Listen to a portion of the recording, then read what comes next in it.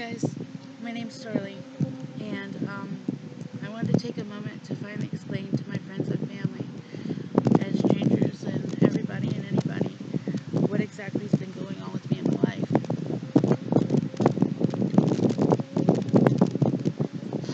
Obviously, I've taken a turn to, the what zone. Those who really take the time to stop and read what I've written know where my heart, my soul, my purpose resides, with God and His love, our true purpose. 6 months ago, I was well on my personal journey to dig deep into my life. Why and for what gain did He allow me to suffer and experience everything that I have? I was reveling. Never in my adult life did I ever believe I would ever have arrived here, stuck on God. I tore everything down, a whole destruction, and finding the foundation my life was meant to be built on, God and His love. I sifted through every piece, every experience, to look for my lesson in each of them, taking inventory of every energy I let occupy my soul, taking accountability for each transgression, thanking God for every experience, good and bad.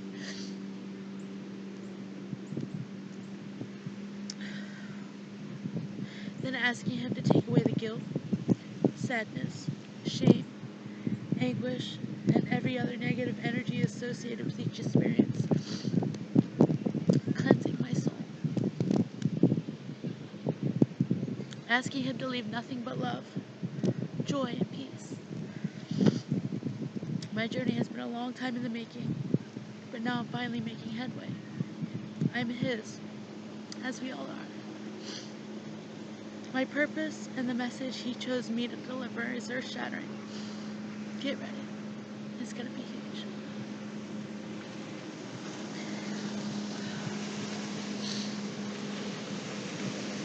Like the open prayer.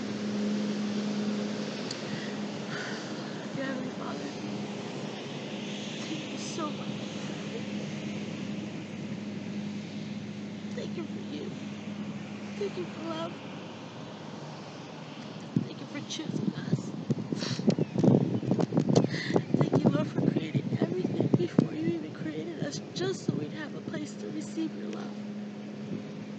Just so we'd have the resources to take care of us.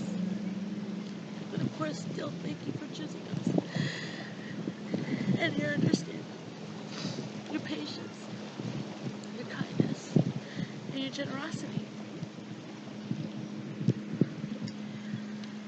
Thank you, Lord, for forgiveness.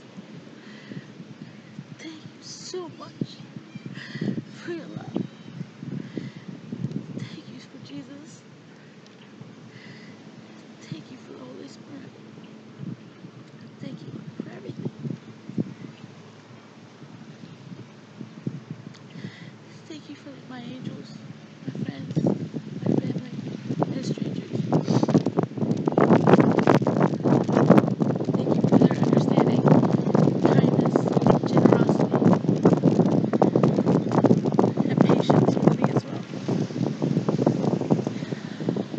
Thank you, Lord.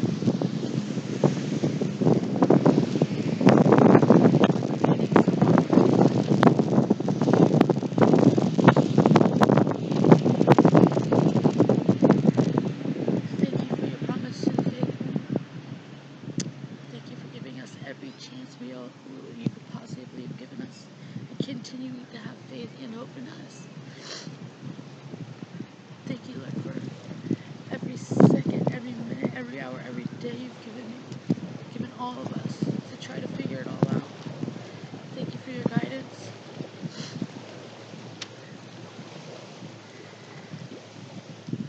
Thank you for every breath, every beat of my heart. Thank you for everything. Thank you for our resources. Thank you for our ingenuity. Thank you for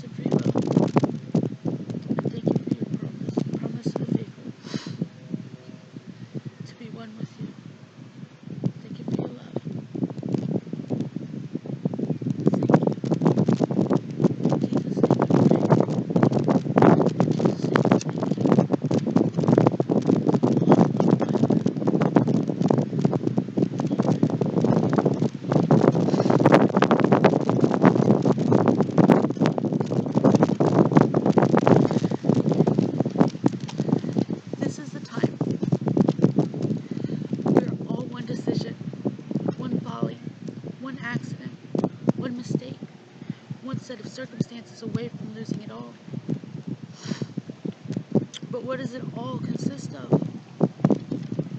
In my mind, all would consist of anything we value. So what is it that that I value? What is it that you value? What is it that the world values?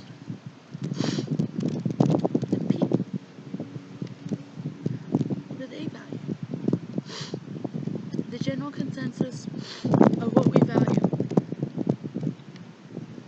Bigger and better, comforts, bragging rights, credit, money, things.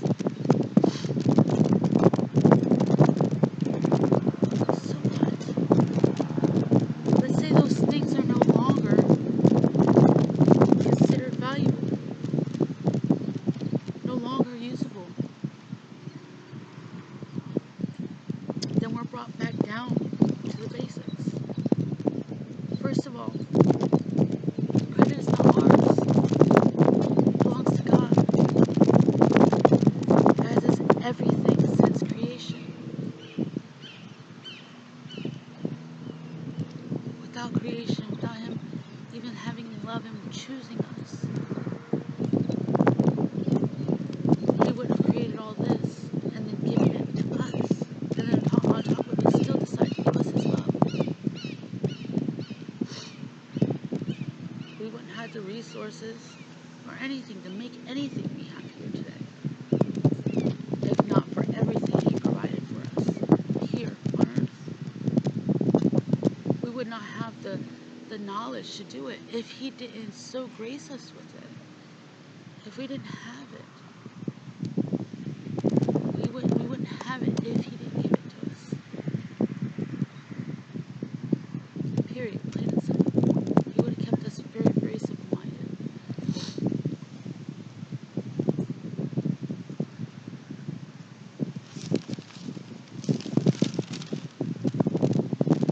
When we turn our backs and forget to credit Him,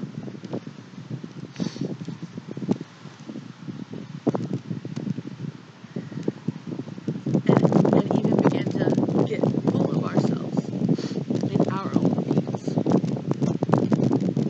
not going back to the source and giving our thanks, He will take it all away from us.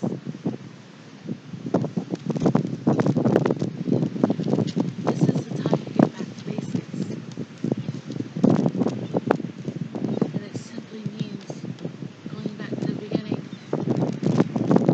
thanking Him for everything since creation, for thanking Him for Him, thanking Him for His love, thanking Him for choosing us, creating all this just to have a place to put us, then creating us, giving us all the resources, and still choosing to give us His love.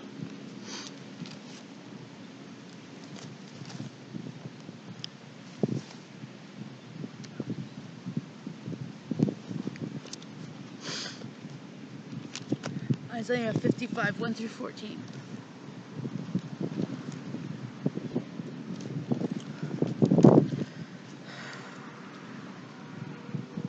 Come, everyone who thirsts, come to the waters, and he who has no money, come, buy and eat. Come and buy wine and milk, without money and without price. Why do you spend your money for what which is not bread, and labor for what does not satisfy? Listen diligently to me, and eat what is good, and delight yourself in rich food. Incline your ear and come to me. Hear that your soul may live, and I will make with you an everlasting covenant. My steadfast, sure love for David. Behold, I made him a witness to the people, a leader and commander for the people. Behold, you shall call a nation that you do not know, and a nation that did not know you shall run to you.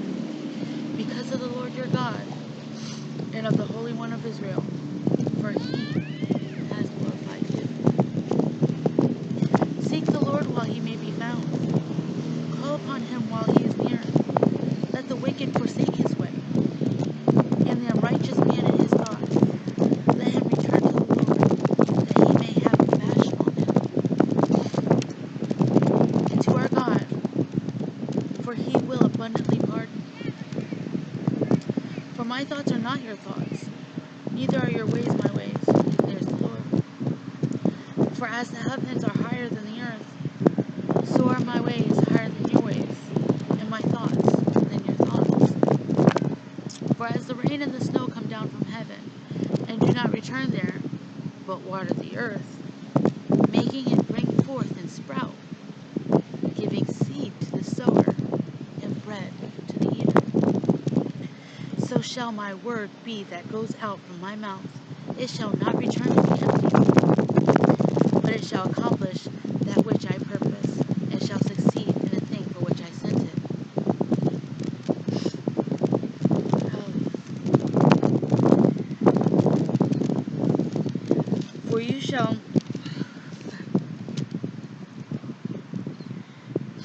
For you shall go out in joy, and be led forth in peace.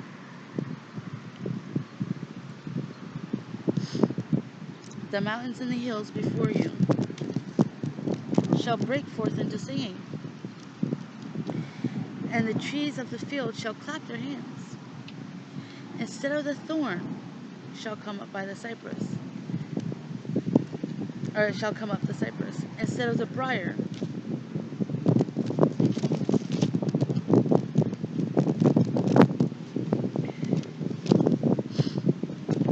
shall come up the myrtle, and it shall make a name for the Lord, an everlasting sign that shall not be cut off.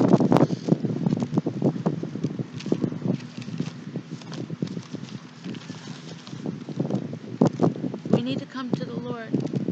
Squandering our time for things we don't need is not good.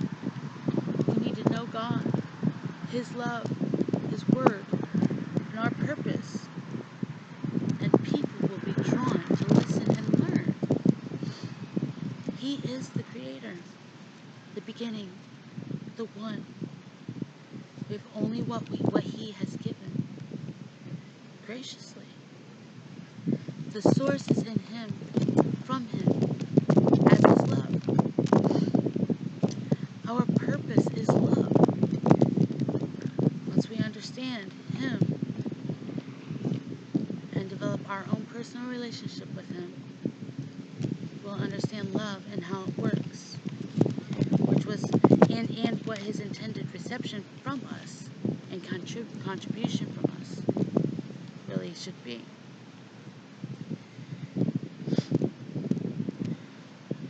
It goes on to telling us what we should actually expect on our journey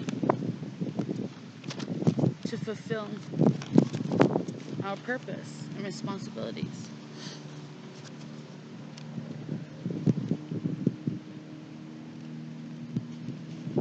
The more jagged path might be a little bit more difficult, but so much more beautiful, so much more fulfilling. It's absolutely amazing.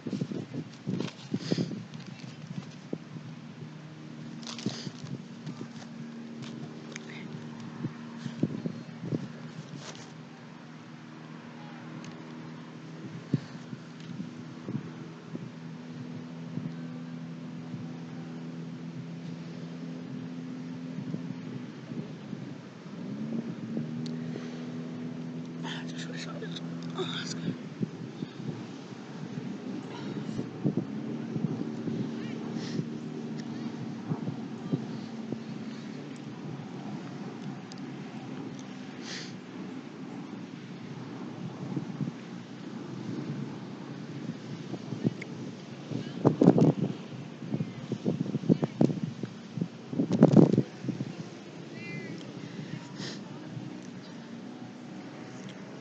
I'm going to read some things I wrote. I call them things to remember. Number 1, the best teachers don't just teach. They inspire and ignite the insatiable appetite and quest for knowledge within the student. Number 2, always strive to leave everything better than you found it. At the very least, don't leave them broken.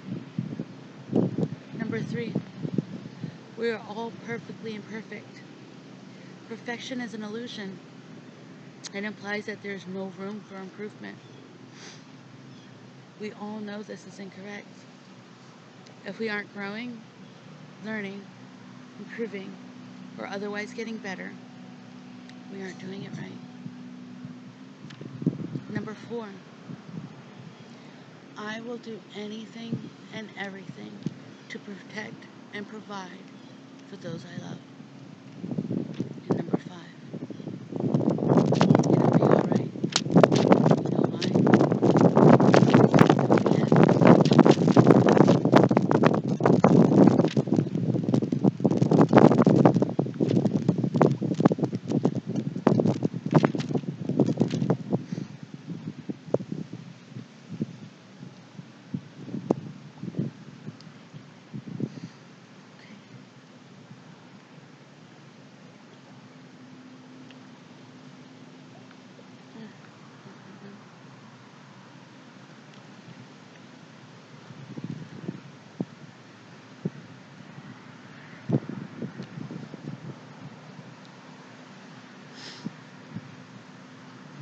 Okay, I call this one love. I love you unconditionally. That means no matter what, with no reservations, without prejudice. Unconditional love isn't just a description of how we are to love. It's an instruction of how we are to love, period. Everyone, anyone, from a romantic interest or someone who has irreparably harmed us, all the way down to a stranger we have never or will never meet. One love, unconditional, for everyone. I love you.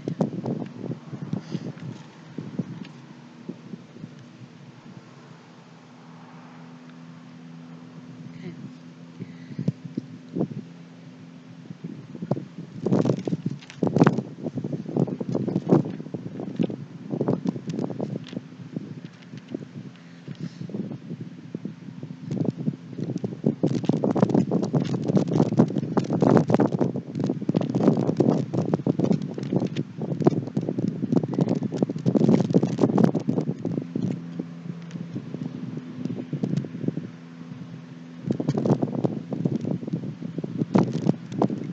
This one in the beginning. In the beginning of time, when God spoke the words, so shall it be, it was done. In an instant, nothing became something. No one ever thinks about the little details. At the end of the 7th day, there were stars, planets, people, birds, grass, water, and so on. God has the magnificent power to change water into wine and even make a basket of fish and bread enough to feed a multitude. But what about the little things? I have faith that He truly could make something from nothing. He is so great and powerful, the little details, the stability of any particular molecular structure, power source, or even the specifics of how it would all work together was never a concern for Him. Those are man's concerns. Thoughts generated from a healthy curiosity and our free will to challenge and validate our own faith. From the beginning of time, there has always been one constant, apart from God, our Heavenly Father. Mana, or energy. It's energy. With a thought or a clap or a blink of an eye, He can create anything. It all consists of energy.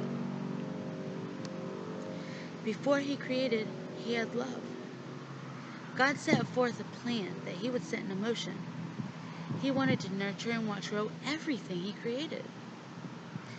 He wanted all things He created to not only flourish, but to prosper in love. So much so that we would have plenty to provide to each other and Him.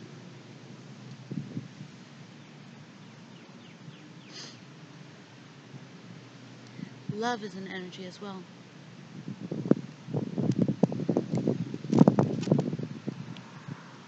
Love, hope, faith, all the emotions He encourages are made of energy. We are told to praise God in the passion and conviction in our songs and prayers will lift us and our voices up high. Our faith in Him does indeed lift our souls. It nurtures our hope and love, for which we are told to share with our earthly neighbors. This is part of His plan for us for a reason. Pray hard.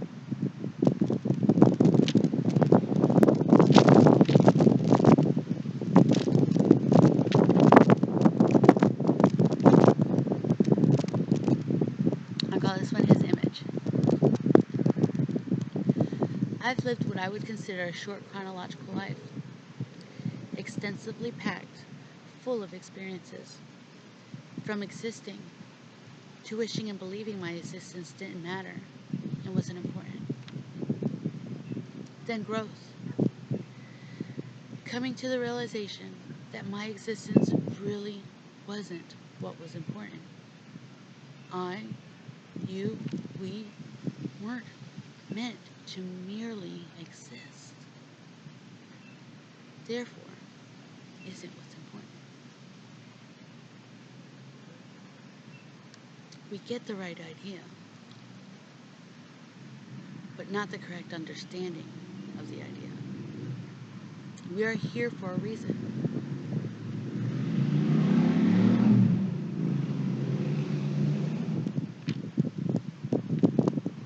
Our purpose, the intention behind our creation, the secret to life.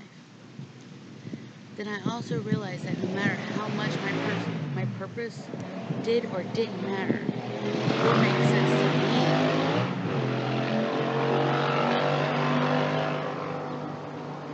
at any one time, it did.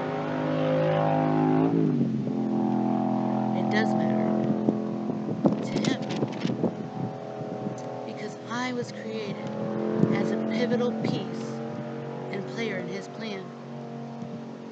You were created as a pivotal player as well. Until we acknowledge, accept, embrace, and submit to the idea that it's simply His plan, we won't see our magnificent potential, because we are still viewing our part, our importance, our potential as limited to man's potential. I am important. I am chosen to perform and achieve astonishing feats, both in man's eyes and in God's. He didn't create us to be some ordinary things. He made us in His image, to emulate Him, to glorify Him. And well, it's not ordinary. Each and every one of us are extraordinary. Each and every one of us were created and chosen to experience and perform many magnificent feats. We should always remember, we are important. We, each and individually, were chosen by Him for tasks He created us specifically for.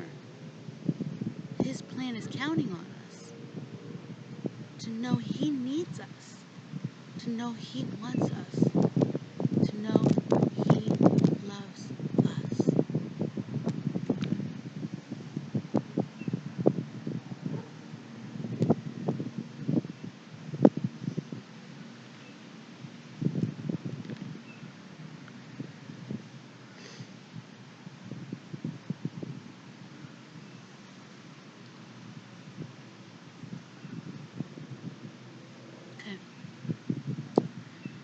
God is a great God.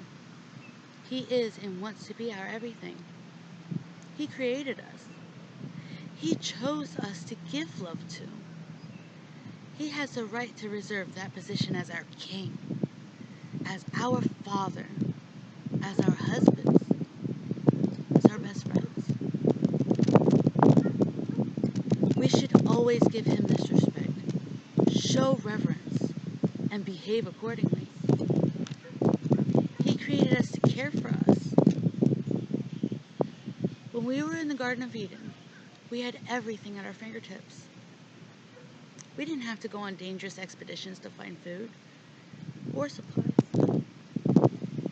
He gave us everything. Then, of course, we were evicted, but he still promised to provide.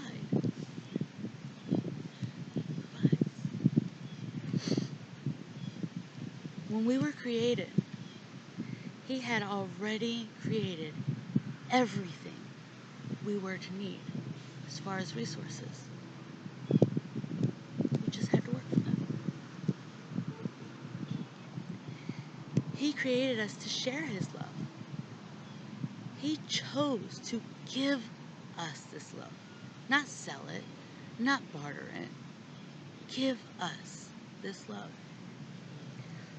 For us to receive and experience it in its true, full, magnificent power.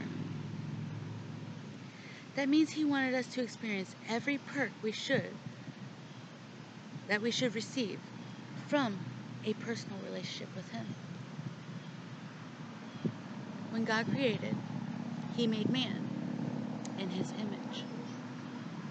He planned to love each and every one of us just as equally, just as powerfully, just as relentlessly, just as unconditionally as the next. From man he took and created woman just for him. Each of us have someone he created just for us. For anything we lack, we should find in our mates. Once we're together, we are made whole, complete, as a couple. We should then turn to God, continue to turn to God as our spouse, to search for anything that we lack, to finally prepare ourselves to become one with him. Love is a simple thing. We as man have messed it up, either by mistake or intentionally, or a little bit of both. There is only one love. One. The love he created us for. Currently, we have a whacked out, categorized, dialed up, toned down, choosy way of distribution and applications for it. We're supposed to love everyone, just as he does. Equally, powerfully, relentlessly, unconditionally, without prejudice, and with no reservations. But instead, we have a current incorrect understanding of love and how it works. First of all, we have all been taught that love is something that can vary depending on who and how to fit the type of relationship. The truth is, we should love everyone the same. The relationships and what we do in those, the activities, including the prioritization, the time, the energy, the commitment, and conviction are what we're supposed to be putting in, taking out, dialing up, toning down, not the love. If we were to teach the correct applications, no one can ever again use love to manipulate or hurt man, woman, or child into something they feel isn't right. How many times have you heard of a situation But one person told another, well, if you loved me. Imagine if we were taught from the beginning that there is only one love. It is for everybody. And that the things we do within the relationships is what we're supposed to be changing.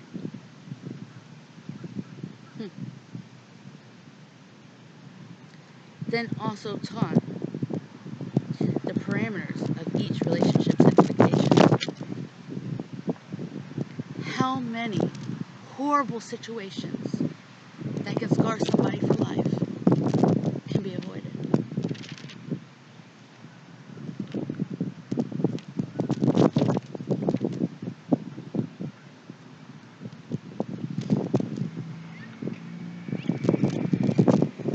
Call this one glorifying God. Among the few things God wants from us is to glorify Him.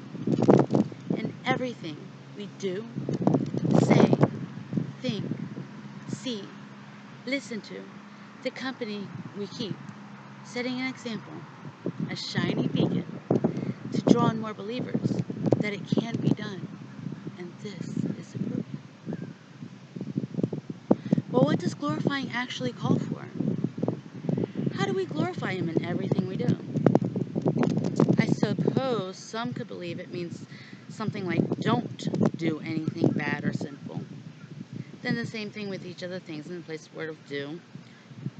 Like don't say anything bad or sinful, don't think anything bad or sinful. But I think it's much simpler than that.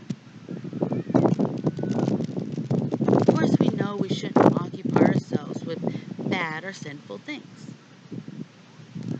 But to glorify Him seems to be a description of how we are to do, say, etc. things. Not refrain from. Something positive. Something to put into. Something that brings joy, happiness, and peace. You gotta go back to glorifying. What does glorifying really mean? Glorifying means to show our appreciation by doing something. Glorify. Let's bring attention. Give thanks. Show appreciation, right? Okay. So, what are we giving thanks for? What are we for creation? Okay, for God and His creation, us. But what did He create us for? Just to love. That's it. One job. That's all we have. One job.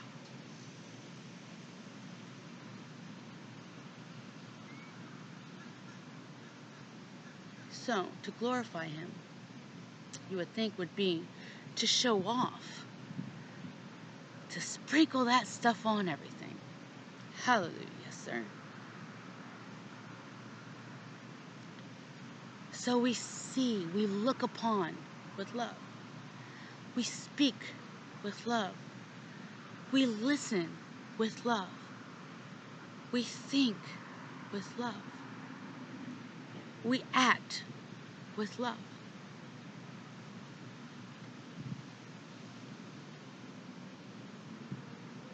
That is how we glorify Him,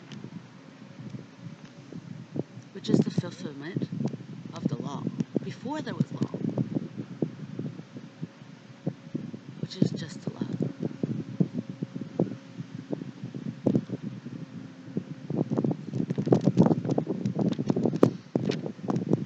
Our purpose is to be loved. He created us, everything, just to be loved, to receive love, to learn love, to understand love, to embrace love, to give love, to teach love, to share love, to make love, to watch love grow and multiply with love, then give that love back to Him. So if that's our purpose, then wouldn't you think that glorifying God would simply be to do, say, think, all with love? Being so sure, so proud, every thought, every word, every action, that we'd want to do them, say them, all from the mountaintop, showing them off to God. All because we supercharge them all with love. You don't necessarily need to refrain from things just because you think there can't be a way to do them while glorifying Him. You might drive a car to work. How are you glorifying Him? Just by driving, right? But you still might do it. Well, you could be kind and let somebody merge. You can wait for kids at a crosswalk. You can wave, or you can smile, showing them all a small taste of God's love. We can glorify Him in everything we do. In everything. If you ever have a question or a doubt, His love is always the answer. Our purpose is to love. Just love. To receive love. To learn love. To understand love. To embrace love. To give love. To teach love. To share love. To make love. Multiply with love. To grow with love. Then give it back to Him.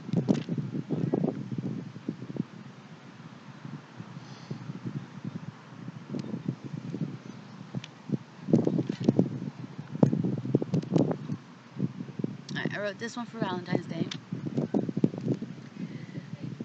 Jesus' love is real. He wants us all to embrace it. Looking for love? Have you asked Jesus? Start asking. Clean up that heart by asking for Him to occupy it. I know you all may think that it's too big of a project to do, especially by yourself. You don't have to do it alone. You don't have to face any task alone. Ask Him into your heart. He will help you deal with the clutter you didn't realize was poisoning your soul. Ask Him to take the pain, the shame, the guilt, the sadness, the fear with Him when you seek forgiveness, leaving you only with joy, love, hope, and peace. Ask it all in Jesus' name. He will be ecstatic to oblige.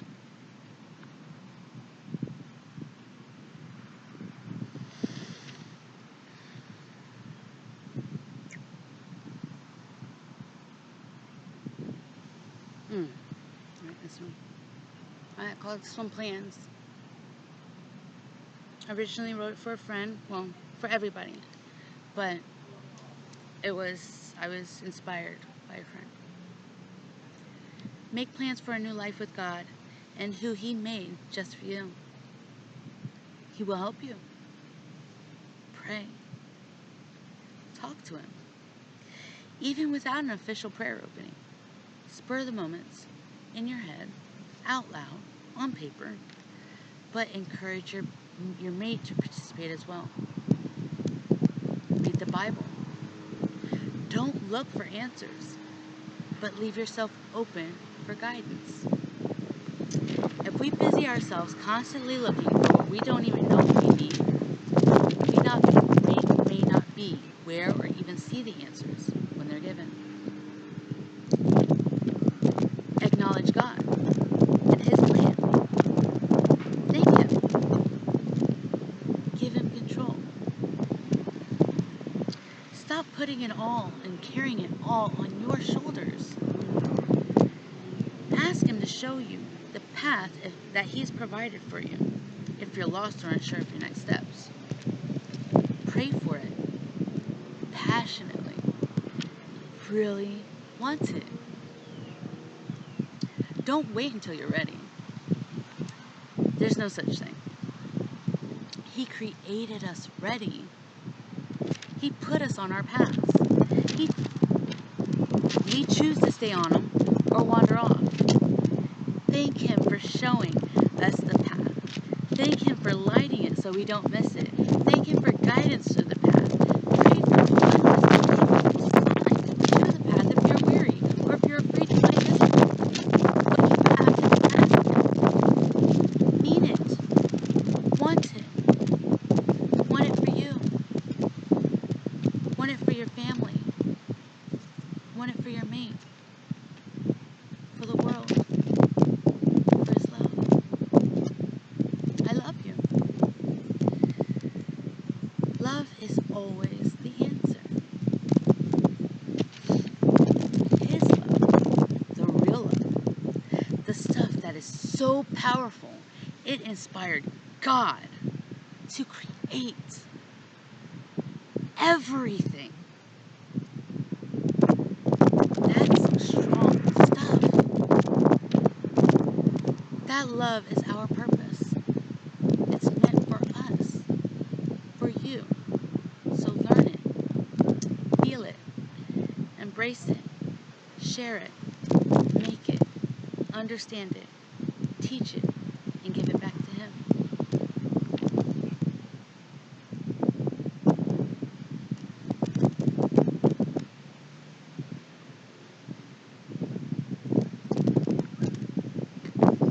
Call this judgment.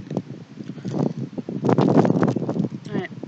There is only one true judge, and that's God. So chill and let my Father do His job. Quote from Salt and Pepper. Yes, I did. Okay. What does the Bible teach us about judging others? That we shouldn't, right? How about we actually break it down? Look into what all might consist of judgments, why we aren't supposed to, and how doing so can affect our and everyone's happiness, and breed dread where there should be joy, happiness, and anticipation. Well, why shouldn't we? First of all, God's the only true judge. And He said so, so there's that. Also, when we judge, we're placing ourselves right there next to God. Ugh. As if we're the same, or better, since we don't have to obey Him, just throwing judgment that only He has the right to dispatch when we behave that way. Just remember the story about what happened to a particular angel that thought he deserved a little more recognition, power, or right than God allowed. It turned ugly. So disobedience is bad. Judging is bad. I believe that God truly doesn't even judge us until Judgment Day. Until then, He gives us every last chance. He made the plan.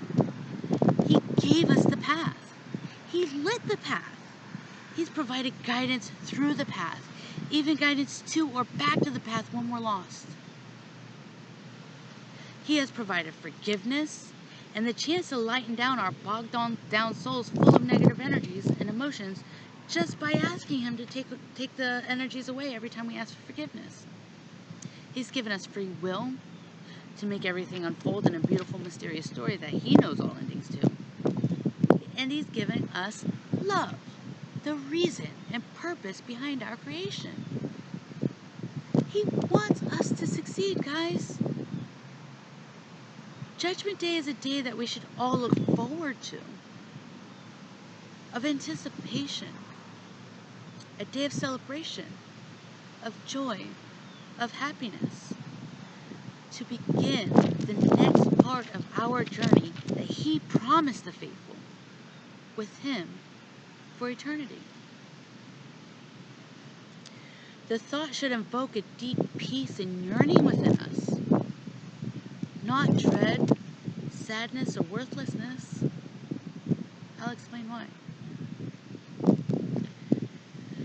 Judgment Day is often viewed as something to be afraid of, as a reason to not mess up while we're here, to avoid a bad turnout.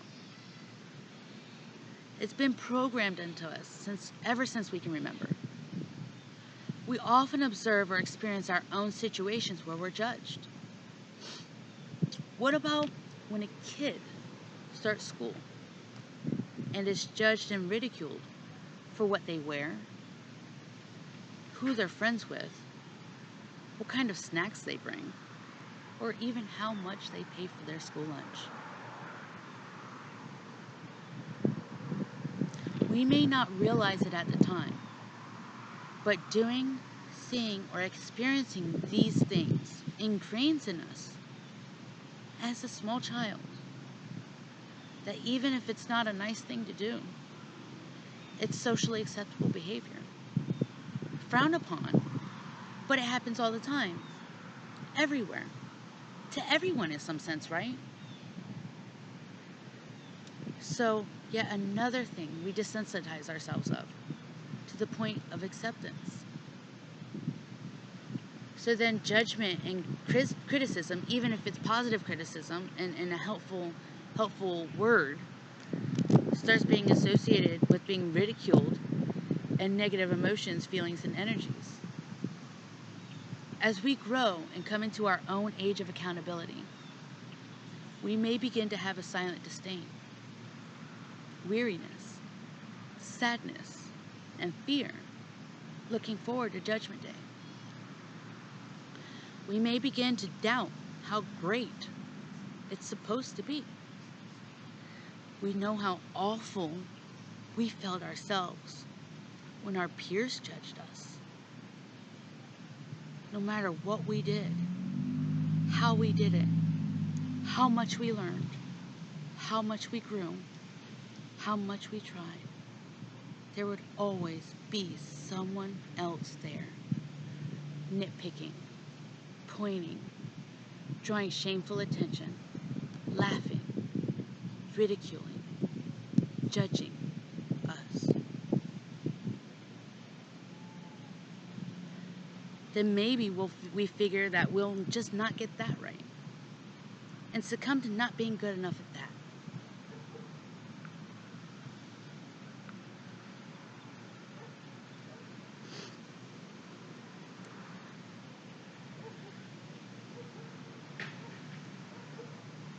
But then a mudslide begins. Slowly. Never realizing the floodwaters have found a place to soak. Getting thicker, murkier, until they pour into our hearts, minds, and souls, wiping away any notion we ever had that we were ever good enough at anything, for anyone. That's only the tip of the iceberg of the very many behaviors we have managed to squeeze judgment into. Either not realizing it or thinking it would be considered a sin because it wasn't a black and white judgment.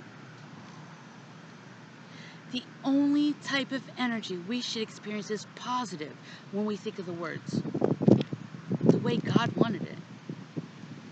Yet we continue not only disobeying Him, essentially and contemptuously equating ourselves to Him, but destroying the positive impact the word Judgment Day should truly have.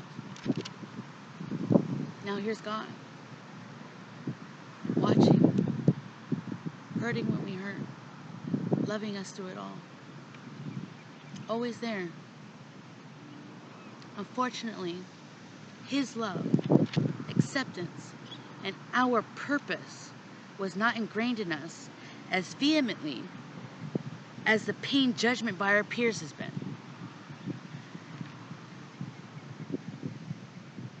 Leaving us fearful, believing that we couldn't possibly be good enough for Him, let alone good enough to reap our blessings, His promise to the faithful on Judgment Day. So what do? We may lose faith. We may grow more contemptuous, deciding that since we probably won't be good enough, why be careful? Why not slip up sometimes? Why even bother? All because we, as each other's peers, took it upon ourselves to take liberties with something that is exclusively His job, skewing how He intended for us to anticipate it, and making each other's lives that much more difficult at the same time. Yeah, pure judgment bad, love good. Easy enough? I bet it would be easy as pie for a tiny human. So why not try it sometime?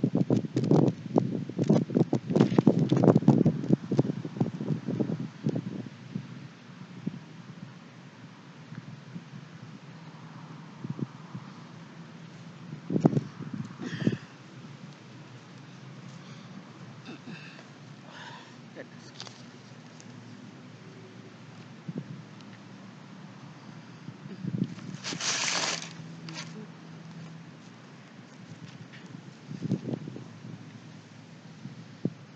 I call this one ready.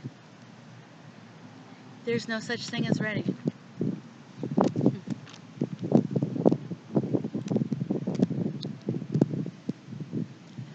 There's no such thing as ready.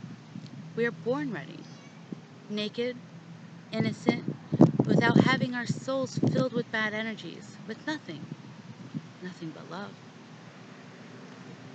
Have you ever heard of a new mother proclaim that she had never felt a love so pure, so powerful, so intoxicating, so instant, as when they first held their child in their hands? That is a gift from God. That is one of the fail-safes He made sure to arrange so that each and every child, every single person,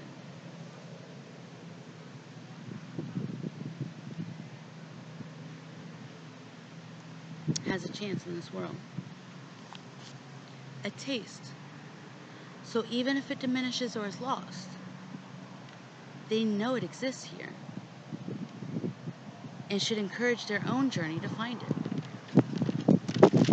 to lead them on their own quest for knowledge, to find what is missing in this world, embrace it, and validate its source, God. When it's time to go, we should be ready to go. We were born ready, right? So we need nothing. Possessions, riches, clothes, or even the flesh, our own or that of another. Only love. I was once told by who I will always perceive as angels, you can't save everyone.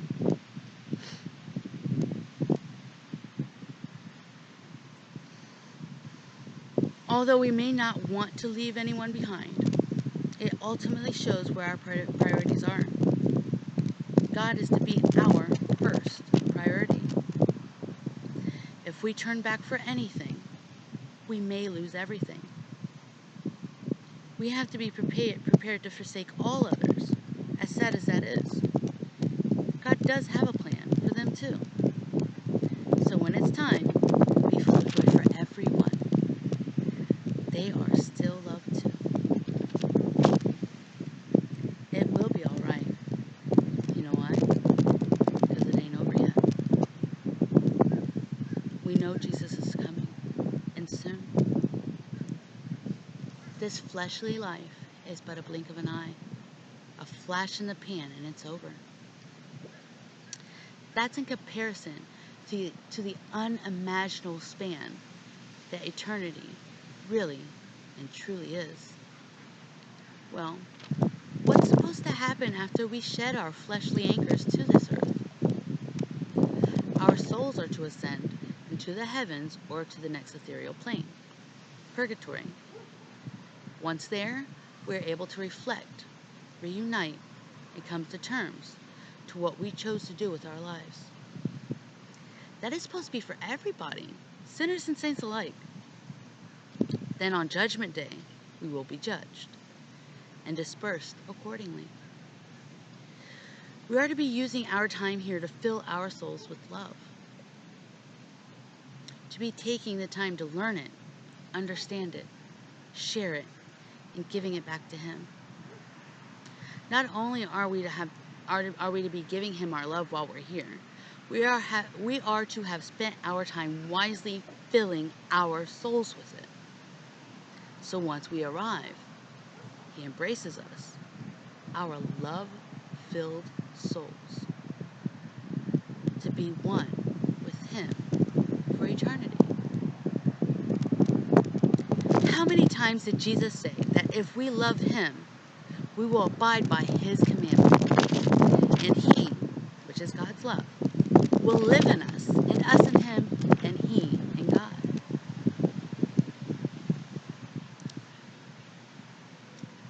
The arrangements God created for us at the time of creation are generous and plentiful. He gave us everything we needed right at our fingertips. Times are different now. We have utilized and honed our unique talents into great feats of ingenuity. Things that bring comforts, convenience, and ideally simplicity.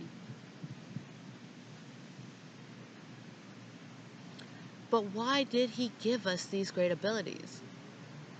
I believe it was to give us more time in more comfortable settings, making it easier to love, to learn love, to give love, to teach love.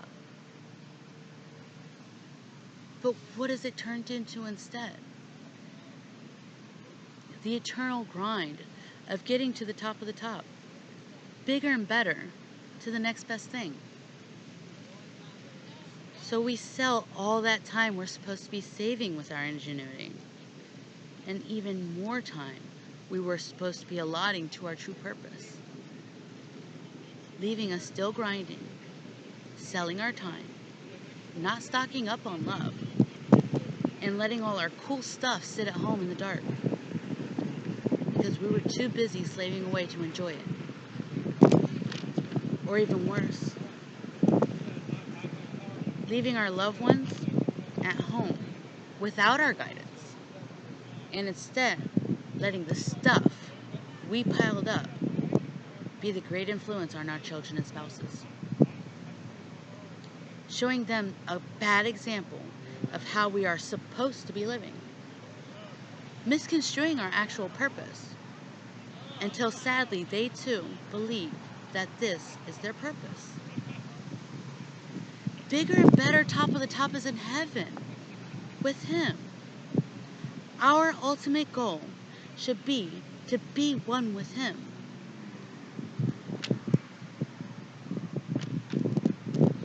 There's a whole process, an order and way things are to unfold and be followed before that can be achieved. But our goal, his promise to the faithful, is to be one with him. Not to finish this fleshly life with the most expensive casket.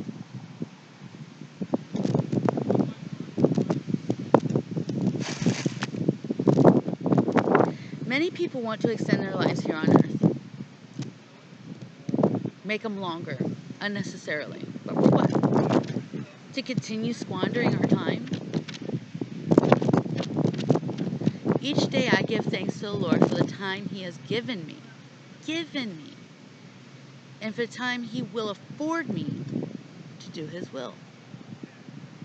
I don't ask, expect, or even want more time for earthly pleasures or comforts anymore. I have given my life back to him as he has given it to me.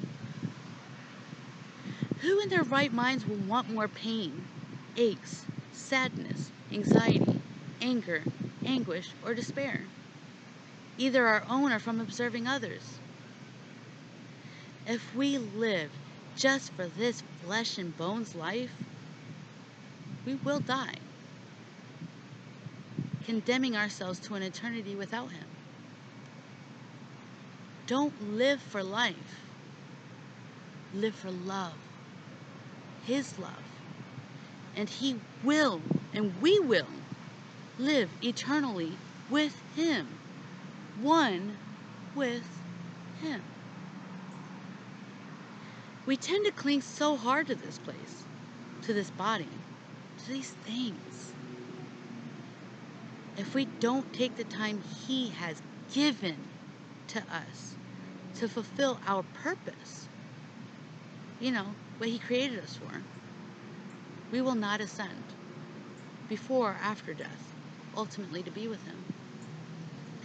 We will either be so empty, void of any energies in our souls to even get them to purgatory, and be trapped here on earth after our passing, or only have the bad energies stocked in our souls, having never asked him to cleanse our souls after taking inventory and asking him for forgiveness. Then end up on the chopping block on Judgment Day anyway. By the way, by default, all souls living and dead, remaining on earth on Judgment Day, go to hell. The only option is God. Love. His love. The true love. Luke 17:37 says, "Where, Lord?" they asked him. And he said to them, "Where the corpse is, there also the vultures will be gathered." If we cling to our flesh, to this small part of our existence, and the stuff we accumulate here on earth, our chance to be part of the greater plan, his plan, will disappear. But you'll have a cool casket and a secure spot in hell. Eternity and eternal life is a promise. It's a promise. Either way. So we need to choose where. In hell, or as one with him, for eternity.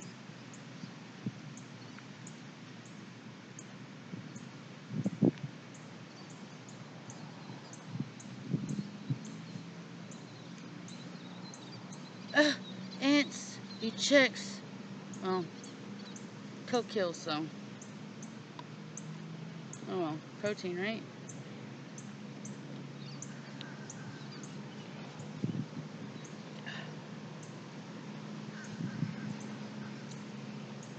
Maybe they didn't go in there. Excuse me. I don't know. You live in the woods long enough, you just don't care. Okay. Now, I'd like to read to you from Luke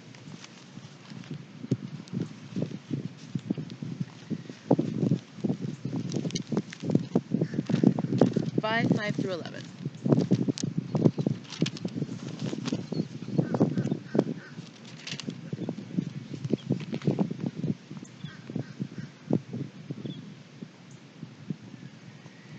And Simon answered, "Master, we toiled all night and took nothing, but at your word I will let down the nets." And when they had done this, they enclosed a large number of fish, and their nets were breaking. They signaled to their partners in the other boat to come and help them, and they came and filled both of the boats, so that they began to sink. But when Simon Peter saw it, he fell down at Jesus' knees, saying, "Depart from me, for I am a sinful man, O Lord." For he and all who were with him were astonished at the catch of fish that they had taken. And so also were James and John, sons of Zebedee, who were partners with Simon. And Jesus said to Simon, "Do not be afraid. From now on you will be catching men." And when they brought their boats to the land, they left everything and followed him. That is the Christian Standard Version. Well, Simon begrudgingly obeyed Jesus when asked to take him out on his boat and drop his nets. But after working all night to no avail and no luck with their nets, he still dropped them again. Jesus gave Simon all that he had worked for him more the night prior. So much so, Simon had to call for the other boat to help carry the load, nearly sinking the both of them.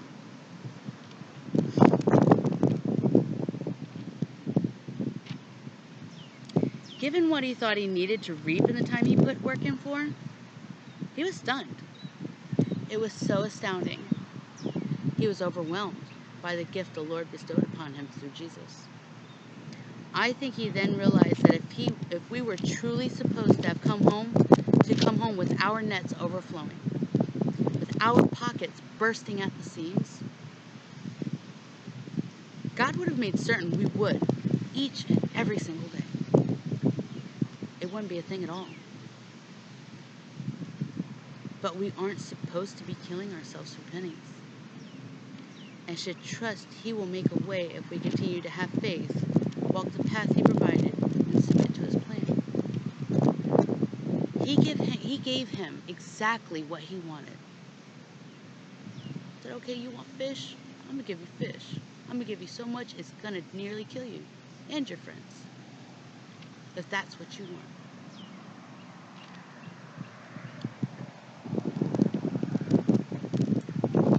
Simon even proclaimed that he was not worthy of his blessing or even his company.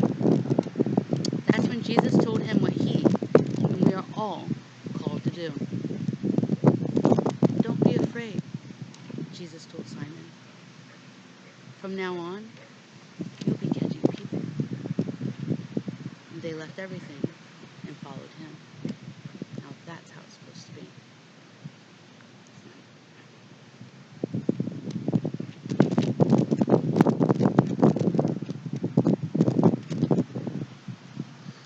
Alright. Luke 12:22-34. This is Christian Standard too.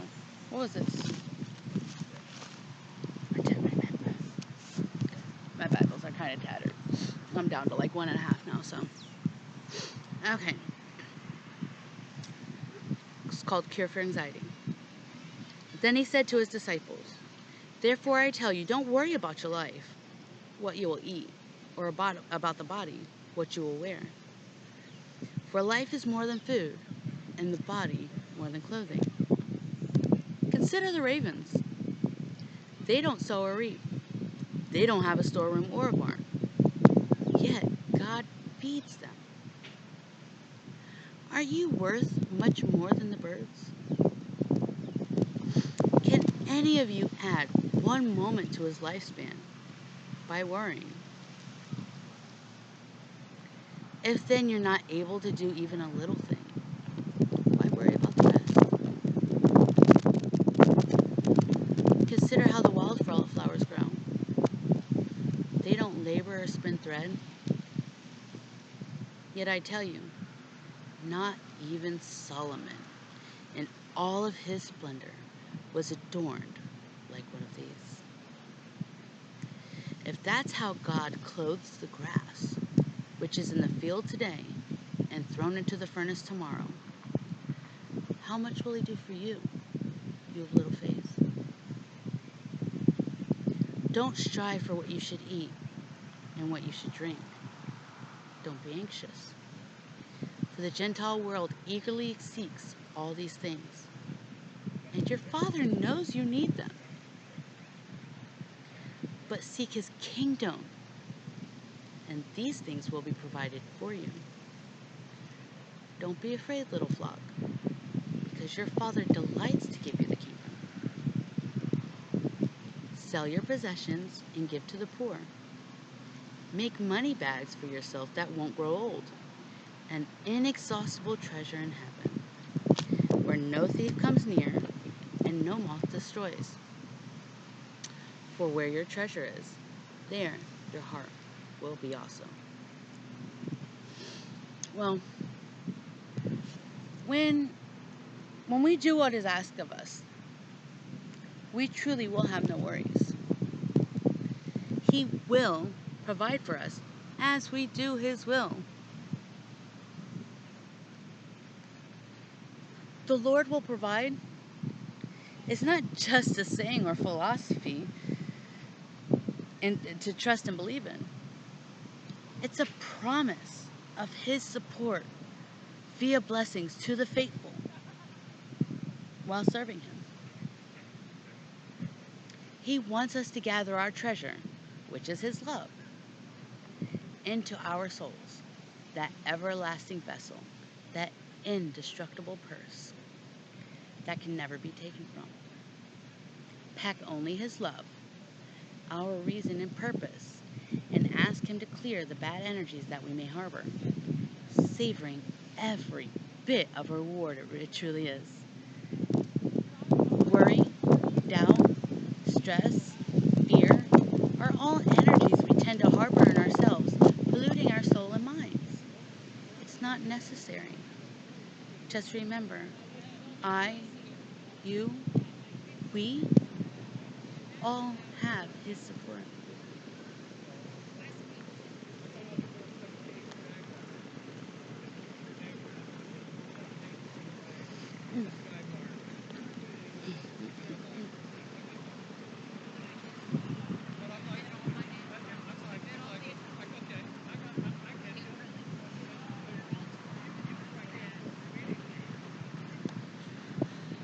Luke 12:57 through 59.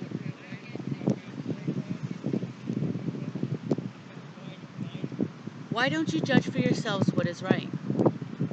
As you are going with your adversary to the ruler, make an effort to settle with him on the way. Then he won't drag you before the judge. The judge hands you over to the bailiff, and the bailiff throw you into prison. I tell you, you will never get out of there until you've paid the last cent. All right, guys, take inventory. Our souls, us, who we truly are. Forgiveness is only part of the process. Actually acknowledging our transgressions leads us to delve into what energies we've let into our souls. The shame, guilt, or disgust, fear, anger, pain, and so on are the next things we are to acknowledge in this process. After asking for forgiveness, hand in hand we need to ask him to cleanse the negative energies and leaving only his love. Give it up to God, send it all to him. That's where that saying comes from, guys.